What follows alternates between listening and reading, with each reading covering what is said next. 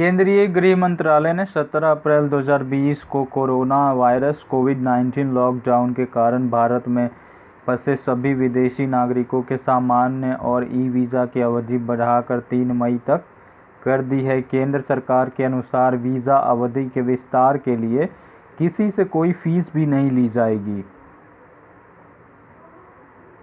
पहले चरण के लॉकडाउन में भी विदेशियों के वीज़ा की अवधि बढ़ाई गई थी और अब जब लॉकडाउन दूसरी बार बढ़ाया गया है तो सरकार ने उनके वीज़ा में 3 मई तक का विस्तार कर दिया है।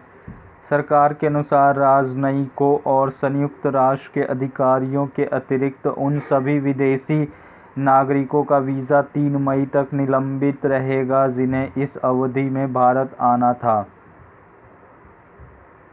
मंत्रालय की ओर से जारी बयान में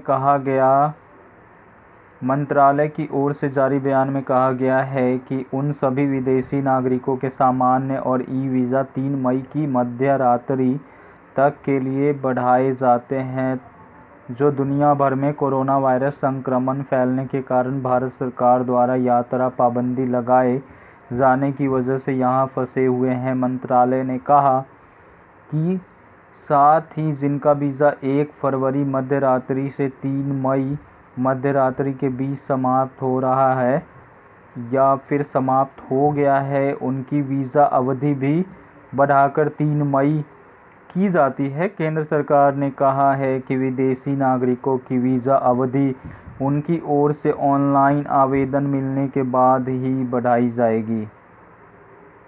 वीज़ा की अवधि क्यों बढ़ाई?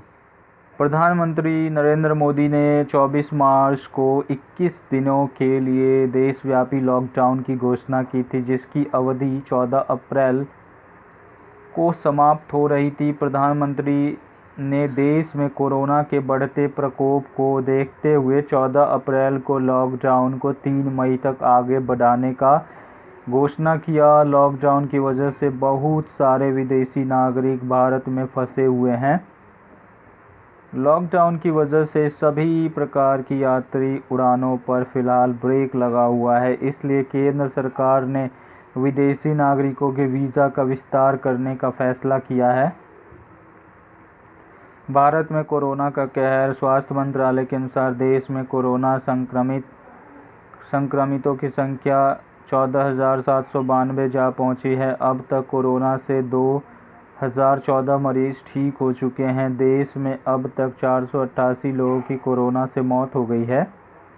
स्वास्थ्य मंत्रालय के संयुक्त सचिव लव अग्रवाल ने 18 अप्रैल 2020 को कहा कि भारत में कोरोना के कारण मौत की दर 3.3% के करीब है।